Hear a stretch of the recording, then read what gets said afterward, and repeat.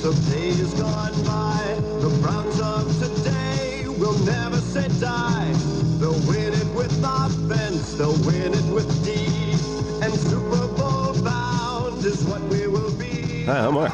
And I'm Joey. And we are the hosts of Next Year Is Now, a Cleveland Browns fan podcast by fans for fans. Rally back and tie the game, and we're going to go to overtime. Listen to Cleveland Stadium. Here come the Browns, onward to victory. Here come the Browns, here come the Browns, the number one Browns, the pride of Cleveland, Cleveland Browns.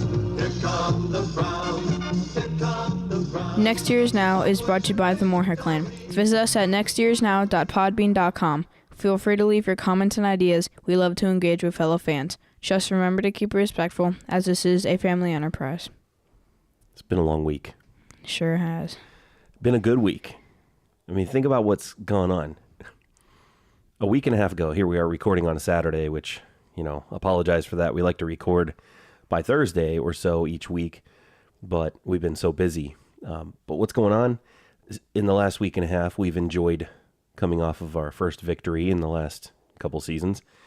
The rise of Baker Mayfield.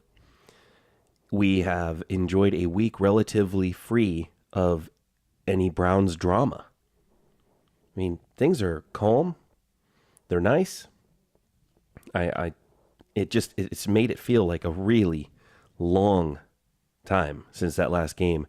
And here we are sitting, one day before the Oakland game. And even then we got to wait because it's not a 1:00 start. It's out on the West Coast. So, Right. It's a 4:30, 4:25, whatever start. So we will wait just a little bit longer. But anyway, it's been a good week. There have been some things happening in the news. I'll get started with the news this week. Hugh Jackson did, in fact, name Baker Mayfield. Notice I said Jackson named Baker Mayfield the starter for the Cleveland Browns. Not just this week, but he is the starter, the starting quarterback for the Cleveland Browns. That means it's his job now, and that ain't going to change. Congratulations, Hugh Jackson, for being able to do that. I Yes. didn't think he had it in him. Absolutely. But he did. How could you deny it? We were worried that Hugh actually might deny it, but, that was probably crazy thought on our part. I mean, come on. Well, Anybody knew Baker Mayfield was playing. well, yeah, anyone knew, but, he's Hugh Jackson. He has his moments. He does. Well, Baker makes it irresistible. So Jim Brown is totally impressed with Baker. He's not an easy man to impress. Jim Brown is, he was a crusty curmudgeon when he was about 25 years old. So now that he's, in his 80s or whatever it is, he's an old dude. He's quite the curmudgeon. He is not an easy man to impress. So the fact that Baker has won him over so quickly, that's a big deal. In my mind, that's a very big deal. Now, Jim Brown has been wrong in the past about players. I don't think he's wrong on Baker. And I think his sense is this kid's a winner. And he just is. He's a winner. Moving on from that piece of news, also, Myles Garrett talked about this whole issue of roughing the passer and all that stuff. It's so ridiculous. I saw some really funny parodies this week. Some of them on some games, pre-game shows and stuff, talking about how you need to lay the quarterback down gently, and it is ridiculous. Yeah, it is. This reminds me of National League Baseball versus American League Baseball. American League plays a version of baseball that I don't even think is baseball. They made their parks shorter. They raised the mound. Of course, the National League raised the mound too. But the DH has been around for decades now. Pitchers don't even hit. Well, that's not baseball. Sorry. If you're one of the 9 out there, you play in the field and you bat when it's your turn. Mm-hmm. That's real baseball. Okay? I'm a purist. That's what the sport is. This DH stuff, it's good for the pocketbooks of the players. It's good for people who like baseball games that are high scoring. It's not good for people who like the game of baseball, which involves a good pitcher And his ability, which, by the way, a lot of these guys, when they're young, some of them are the best athletes on the team. At one point, they were the best hitters. And then more and more and more through high school, college, they take the bat out of these guys' hands, and then they can't hit a ball. And so you don't want pitchers hitting. It's really a shame. This isn't a baseball talk show, Right. not a baseball podcast. But the point is that quarterbacks are football players. Correct me if I'm wrong. And some of these guys, granted, we have Baker Mayfield, who's 6 foot, 215 pounds. That's not a very big man.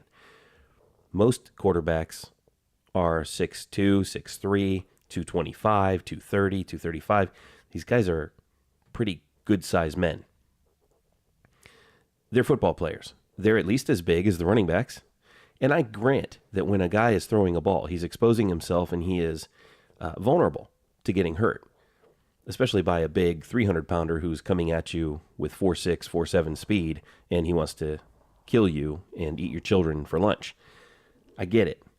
But at the same time, you can't expect a big man who is coming that fast to tackle somebody not to land on his target. You just can't do it. Right. These guys aren't gymnasts. They can't not change their body position in midair. It's ridiculous. So what's Myles Garrett think about this? He says he's not changing. He's not going to change the way he tackles and risk injury because he's worried about how he's hitting the quarterback. And that sounds crazy. Risk injury. What do you mean? Well, there's a guy in the NFL last week who tried, I think he was a Dolphin, tried to make a sack, tried to change how he was tackling the quarterback. He ended up blowing out his knee. So that's great. A guy's thinking way too much about how to do something as basic as tackle. Clay Matthews has been flagged 3 times. Frankly, I just love the fact that Garrett is saying, I'm not changing anything. And I think more and more players and more coaches are saying, we're not changing anything. And if I were in their shoes, if I were the coaches, I would be instructing my players, you play ball. Just play ball. I don't want you worrying about this. I don't want you thinking about this. If they throw a flag, fine, they throw a flag. But you play ball, and when you hit the quarterback, hit him to hurt him. Hit him to inflict pain. Hit him to inflict fear. Because if they're going to throw the flag anyway, you might as well maximize the impact of your tackle.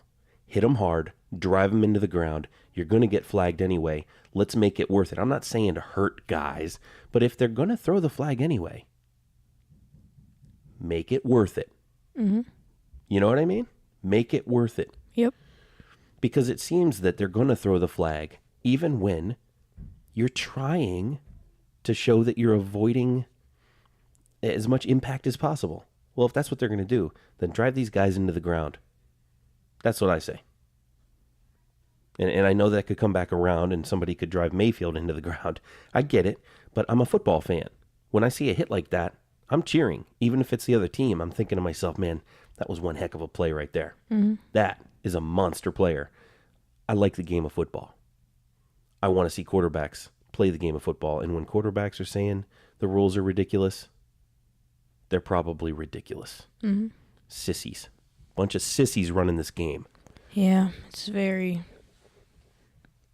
unfootball-like. It is. All right. Des Bryant rumors continue to persist. When is this going to go away? I don't want Des Bryant on the team. We've got enough decent receivers. I can't see him bringing anything positive. Can you? No, not really. We've got Jarvis Landry. We've got Njoku. We've got Callaway. Higgins? Yeah, we don't really need anyone else. Ratley? A guy I'd like to see, what can he do? Let him develop. Des Bryant would have to learn the whole playbook. He'd have to get into game shape. I mean, this would take weeks. By that time, you're talking halfway through the season. And then what? He's going to get in and take some valuable playing time away from guys who have put in the time, who have potential to grow. I mean, Bryant's not going to grow. He is what he is at this point in his career. Yeah.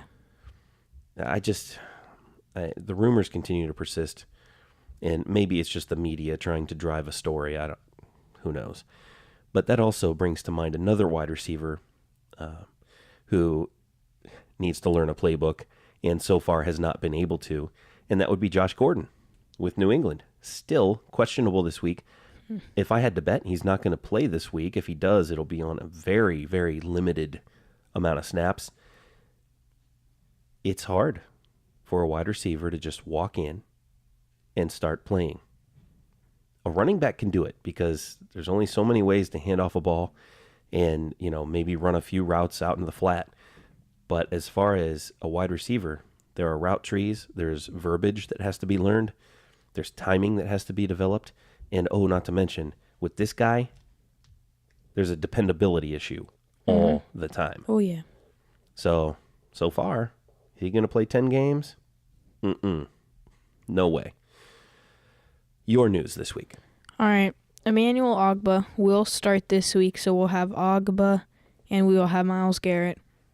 Very exciting combination.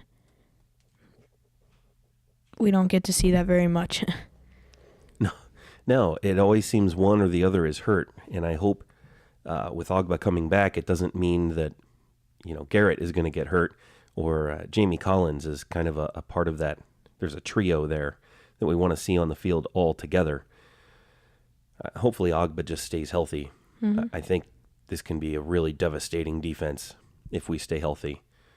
So, good stuff. And then my next piece of news is what Baker Mayfield said this week.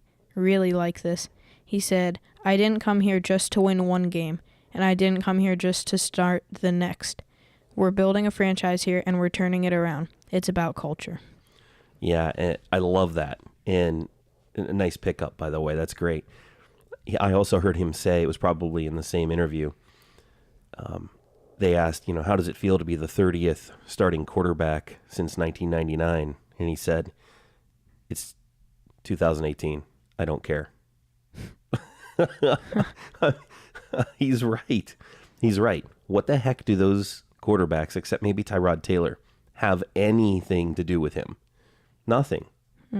He was busy playing backyard football, grade school football, peewee, and then high school football, and then, going out and winning a Heisman Trophy in college while the Browns were putzing around with their team. And not even the same coaches, not even the same front office. I mean, it's a totally, totally different situation. 2018, a roster that's almost 60% different from 2017.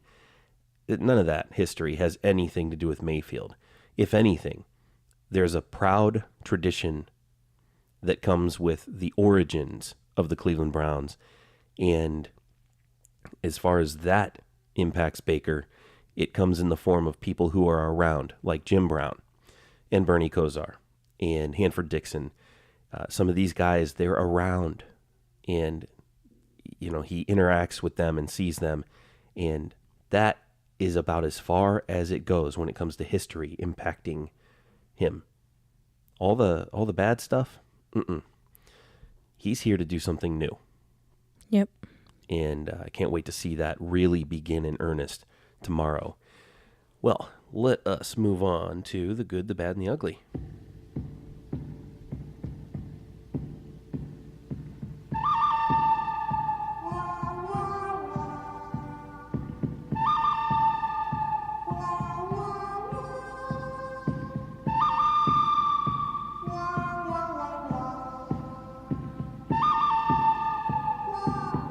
So the good last week in the Jets game, I mean, the obvious would be the play of Baker Mayfield. All right. What else? Well, as usual, Jarvis Landry. As usual. Very dependable. Njoku had a catch when Baker came in. Terod was taken out of the game because of a concussion. All that is good. Yeah, defense played well again. Yeah, Ogunjobi continuing to be awesome. Absolutely. The bad, a little bit concerned about our run defense. There's not a whole lot else bad about last week's game.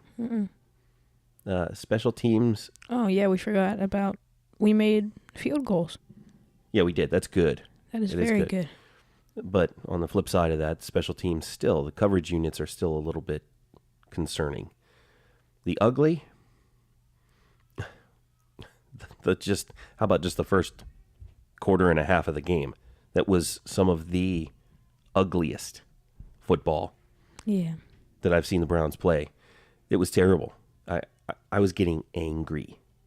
And my anger, in part, was stemming from the fact that we had the number 1 pick in the draft sitting on the sideline, who deep down inside, I am sure Mayfield was just thinking to himself, Why haven't they put me in yet? Me in the game, and this can all be done with.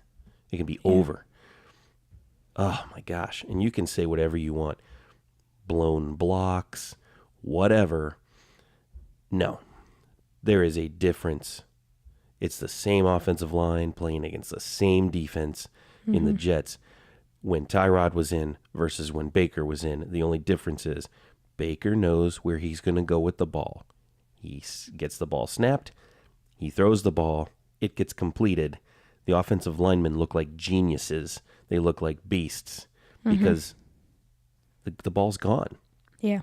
And then I forget who, but someone on the Jets team said we weren't ready for Baker. Right. That was Adams, their safety. Yeah, and the running game improved too when he came in the game, right? Yeah, everything improved. It was just Because a different offense. The defense could not just tee off on him the way they were teeing off on Taylor. And, with Taylor in there, the defense could just say, hey, we're going to just go nuts into that backfield. If he hands off, we're going to nail the quarterback. Or we're going to nail the running back. If he doesn't hand off, we know Tyrod's going to hold on to the ball for about 14 years, and then we'll get him. And with pressure, he can't complete anything. So Baker comes in. Not only is the ball gone too quick for them to get to him, but they realize, okay, we can't get to him that way. We're going to have to, he's using the middle of the field. We're going to have to back off a little bit. We're going to have to cover the middle of the field. Well, guess what that did? It opened up the run game. And Hyde goes crazy, almost for 100 yards and 2 touchdowns. So big difference in that offense. A lot of good stuff. A little bit of bad.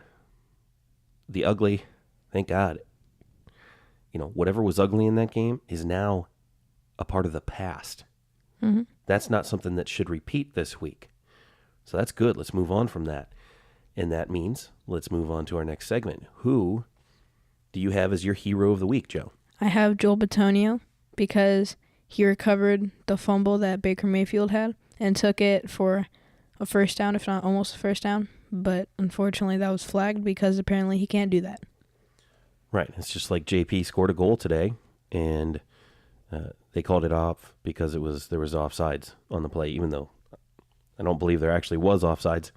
But still, the effort was there. It was a good thing. Bitonio looked great with that ball. Yeah. He really did. I heard him talk about it on the radio this week. It was a lot of fun to listen to him talk. He said, man, I picked it up and just thought to myself, well, I better make good on this. And he's like, not bad. One carry in my career for a 9-yard average.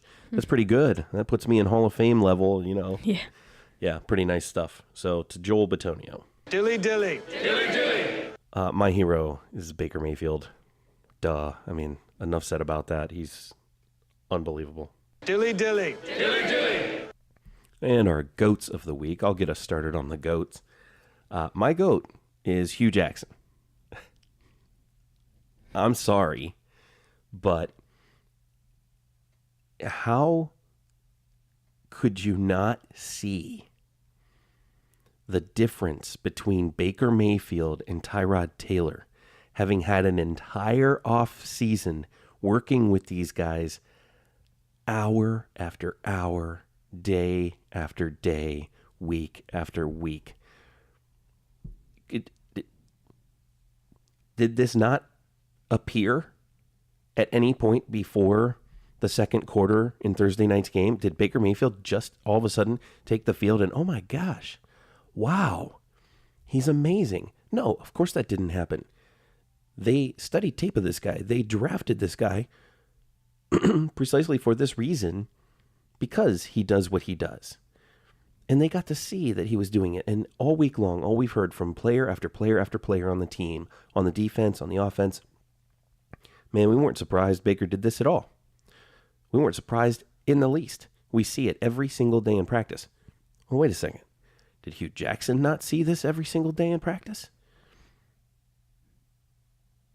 I sorry, total goat. And if Tyrod Taylor had not gone down with an injury, we will never know whether Hugh would have made the change at halftime or not. But deep down in my gut, I do not believe Hugh Jackson would have made a change from Tyrod Taylor.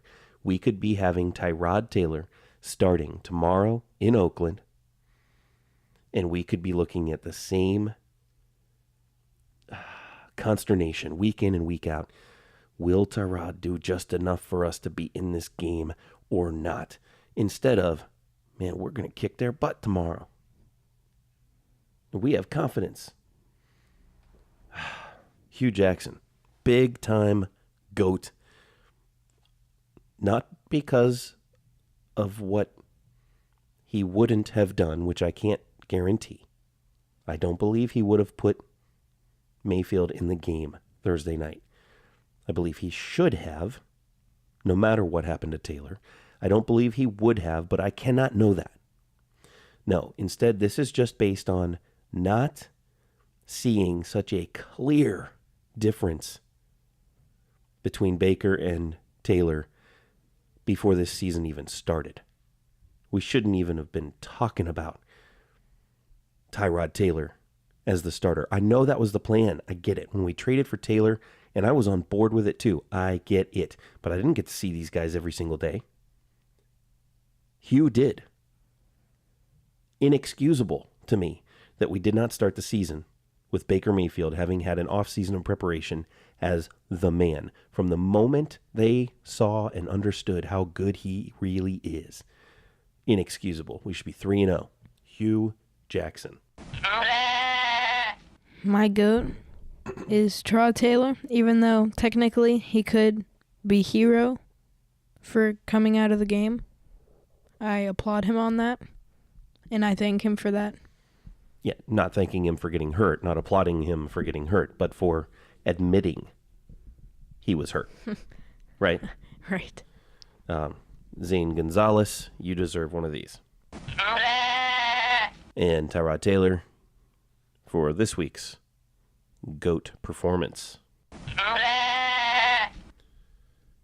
He's going to give you a private tour of the pit of misery.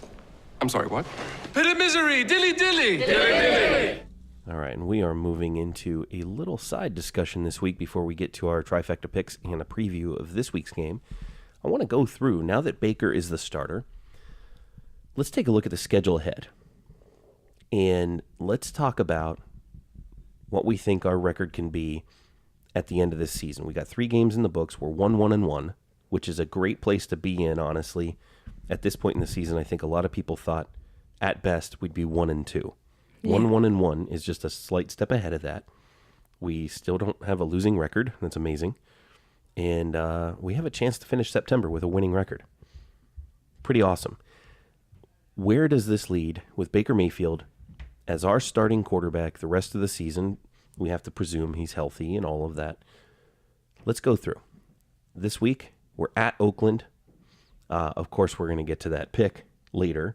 Let's just talk in generalities. How do you think we stack up? Do we stack up like we can beat Oakland? Yeah, I think so. I do too. So that's a win, right? Mm-hmm. All right. That makes us 2-1-1. Then we come home and we play against Baltimore. Baltimore plays Monday night against the Steelers. They beat each other up brutally when they play. They hate each other because, after all, it's the Browns against the Steelers is really what that is. Right. Okay, they hate each other. They're going to beat each other up on a Monday night. It's going to be a short week, and Baltimore has to travel to Cleveland, who is going, hopefully, to be riding a 2-game win streak. The fans are going to be insane. Baker is going to be getting his first start at home. We're going to be wearing the sweet jerseys again. Baltimore's done, right? Right. Stick a fork in Flacco. And Garrett, go get him. I can't stand Joe Flacco. Okay. That's 3-1-1. Then we play the Chargers at home. At that point, if we're right, we've got a 3-game win streak. We're getting hot. We're feeling good. Yeah. Joey Bosa is not playing. Our defense is pretty darn good. Now, their offense, the Chargers' offense, is elite. I don't think I can call that a win. I just don't feel like I can. I want to say we will be in it. Yeah, that's a tricky one. But because I'm not sure, let's say a loss. Okay. 3-2-1. Then we go to Tampa Bay. At that point, a lot is going to hinge on whether the Fitzmagic is still around or not.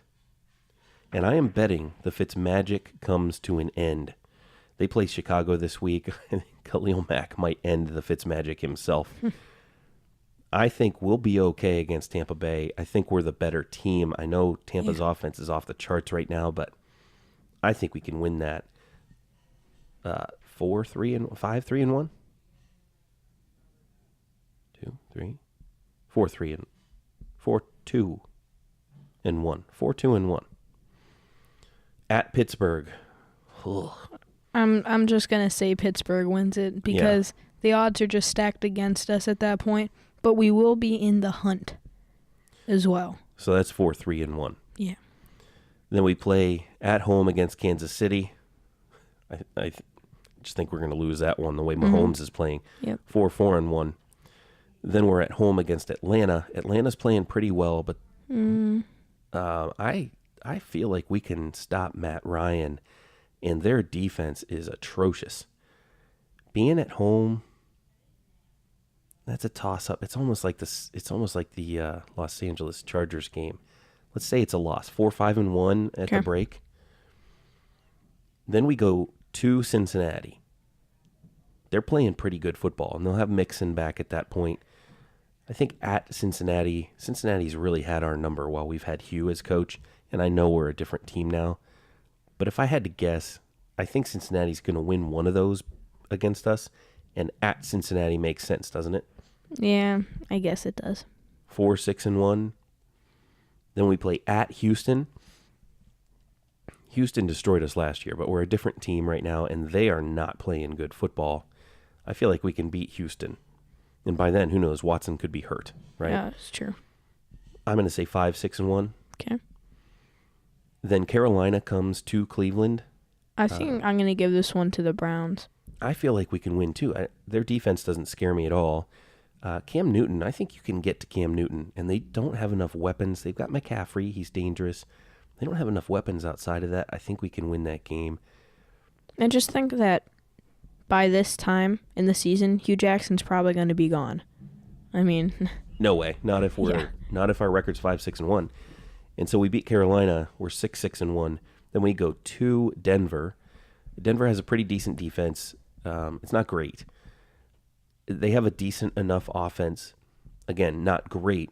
How is their defense not great with Von Miller and Bradley Chubb? It just hasn't been that great. They don't have a secondary, for one thing. So, they get pressure on quarterbacks. I said they're decent.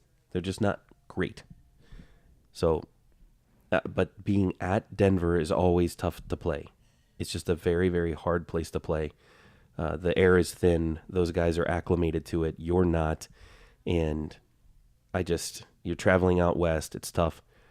I'm saying we're 6-7-1 at that point. Then we come home against Cincinnati. I think we win that. Yeah, we win 7-7-1, and then we go to Baltimore. Oh, that's a tricky I must be one. missing something here. I'm missing a game in here. Oh well, let's just say. Yeah, I think we might lose at Baltimore. That's 7-8-1. Oh, that is right. Yeah, that's That right. is right. That's enough games. 7-8-1. And so a couple of those are flip of the coin, right? I said the Chargers game, the Atlanta game. Even the at Baltimore game, I think, is a flip of the coin. And so is the at Cincinnati game, right? And even at Denver. I mean, look, there's no game on this schedule, with the exception maybe of at Pittsburgh and versus Kansas City, that really scare me. Every other game looks winnable. Mm-hmm. Even the Pittsburgh game's winnable. It's just, I think they're going to be mad. And they'll definitely be like... And Ben is ridiculously good at home. So, we'll see. But, that'll be Mayfield's first shot at Pittsburgh. And who knows? Anything can happen.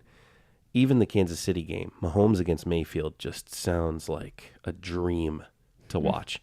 So it'll be fun. But look, this is a 500 team. And if things just break right for a change, and I'll tell you what, with Mayfield, I feel like things will break right more often than not.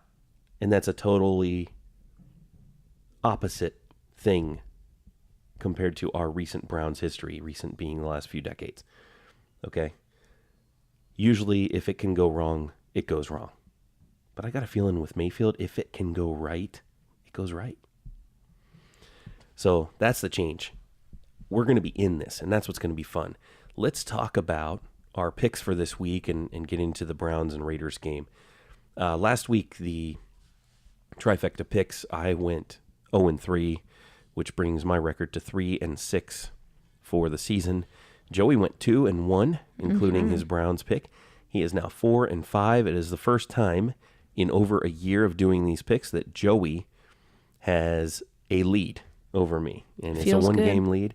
However, he's working hard to reverse that this week because already got one pick wrong. He already got one pick wrong, and what is unbeknownst to you listeners is Joey and I already made our picks on Thursday before the games, and Joey picked the Vikings to beat the Rams. For my underdog. For his underdog pick, and it was a heck of a game, and they were in it. I am picking for my underdog pick the Bucks over the Bears. I don't know why the Bears are favored to win, except maybe it's at home and Khalil Mack is a beast. Your Fitzmagic is no longer. Maybe. We're about to find out. After last week's game. Yeah, but he lit it up in the second half. But you could see the magic was starting to wear off. And it does. It wears off. But we'll see. Maybe there's still something left hidden up in that beard somewhere. All right, for the sure thing, I'm taking the Chargers over the 49ers. That's kind of a no-brainer. I'm staying away from the Bills now after what they did last week. And who do you have for your sure thing? I've got the Jags over the Jets. Yeah, I can't imagine what that defense is going to do to Darnold. Poor Darnold. Yeah. All right. That brings us to this week's game, the Browns against the Raiders. Our offense against their defense. How you feel? Well, I think that's definitely our offense. I mean, you could just see from the first half to the second half, it's just a totally different offense when Baker's out there. Yeah, and it's a legit NFL offense now. I mean, he put up 200 yards passing essentially in one half. I mean, that's, you can bank on him getting 350 yards passing this week maybe. 350, 400 yards passing. That's a dream, but I'd love to see it, and why not? The kid can light it up. That's all he's ever done. Why wouldn't he continue? John Gruden said of his own defense, it's too bad it's hard to find good pass rushers. Considering they just traded Khalil Mack, it's their own fault, right? Yep. But he admits they've got nothing. Their defense has nothing. We should have a heyday against their defense. Their offense against our defense. Well, Derek Carr isn't doing too hot this season, but they will be hungry for a win. But, I mean, our defense with Ogba back, that's going to be pretty legit. I think I'm going to give this one to our defense. I definitely give it to our defense. I think this is a closer matchup than our offense against their defense. I think our offense is far superior to their defense. I think our defense is superior to their offense. I mean, what are they bringing? They have a decent offensive line. They've got Marshawn Lynch, who is, I think, like 54 years old, playing running back. Doug Martin is his backup, and he's in his early 40s. And then you have Jordy Nelson, who's 86 and a half years old. He played for the last 5 or 6 decades with the Green Bay Packers. And, of course, he had a big game last week. So that means he's pretty much done for the year. And then Amari Cooper is one of the most disappointing high-round draft pick wide receivers in memory. Gosh, you have to go back to Corey Coleman. No, I'm just kidding. Yeah, he's pretty bad. Amari Cooper's bad, too. He had one good year. His rookie year, him and Carr looked like they were going to be gangbusters. But Cooper has just not been good. And I don't get it. I don't. When he came out, he was known to be a crisp, solid route runner, good speed, great hands, great attitude, good kid. I don't know what is going on. That's a guy I would be very interested in acquiring because I wonder if it's a Derek Carr thing. I really do. I mean, what the heck is wrong with Amari Cooper anyway? Nobody on their offense scares me. Jared Cook, he's an athletic tight end, but I don't know. The Browns sometimes struggle with tight ends. We'll see what happens, but they don't scare me enough. I think we're going to get pressure on Carr. Carr doesn't fare well with pressure. He has a hard time reading defenses.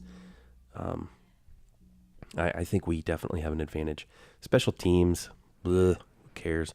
Well, I mean, yeah, we can make field goals. What else do we need? Right. That's big. Well, we hope we can. So that brings us to the pick. I mean, it sure sounds good on paper. Joey? I've got the Browns over the Raiders. And I'm going to take the Raiders to beat the Browns. I know. This is just like last week. I really felt like the Browns would beat the Jets. But I said I wasn't going to pick the Browns until they proved they could win. Pretty sure that's what they did last week. Well, they proved they could win. That didn't mean I had to pick the Browns this week. What I need to see, and the reason I'm picking the Raiders, okay, I've been a Browns fan my whole life. I'm 42 years old. The Browns have not done well against the silver and black in my lifetime, and I believe before my lifetime. Red Right 88, that's something you don't know about. Nope. It's a playoff game that we lost in Cleveland to the Raiders. The Raiders went on to win the Super Bowl. Oh. And we had Brian Sipe, MVP of the NFL. It was the Cardiac Kids. Sipe tried to throw a touchdown pass to Ozzie Newsome in the back of the end zone. It was intercepted. And they were incredibly close. They could have just kicked a field goal and won the game. However, the field goal kicker had missed field goals all day. It was very icy, very snowy. And so they would rather take a shot at the end zone than kick the field goal. And, of course, the play was called Red Right 88. And anyway, it was an interception. The rest is history. No Super Bowl for the Browns. And, yeah, just another one of our tragic historic moments. But anytime we travel out west, we have a hard time.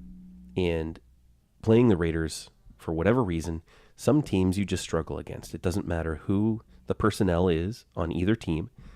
There's just a struggle. The Saints struggle against us for whatever reason, right? And we darn near beat them this year. They struggled. They scored like half the points on us that they've scored on everybody else. Yeah. So whatever it is, my gut's just telling me Raiders over Browns. And I guess I just need to see a full game out of Baker Mayfield before I can really say it's over. All the pain, all of it really is over. This is for real. I don't have to pinch myself anymore and pretend I'm dreaming and wonder if I'm dreaming. No. Just show me. I'm good. I believe we should win this game, but I'm picking the Raiders. So it is what it is. Well, we want to thank all our subscribers for listening. We love talking about the Browns. We hope you feel like you're part of the conversation. Remember, you can be part of the conversation. Just tweet at me at Mark C. Moorhead. If you enjoyed the podcast, please consider leaving us a short review on iTunes. Those reviews are important. They help us to grow as a show, and they ensure that we'll continue to provide you and many others with excellent content on a regular basis. Until next time, remember, there's no more waiting till next year. Next year is now. Go Browns.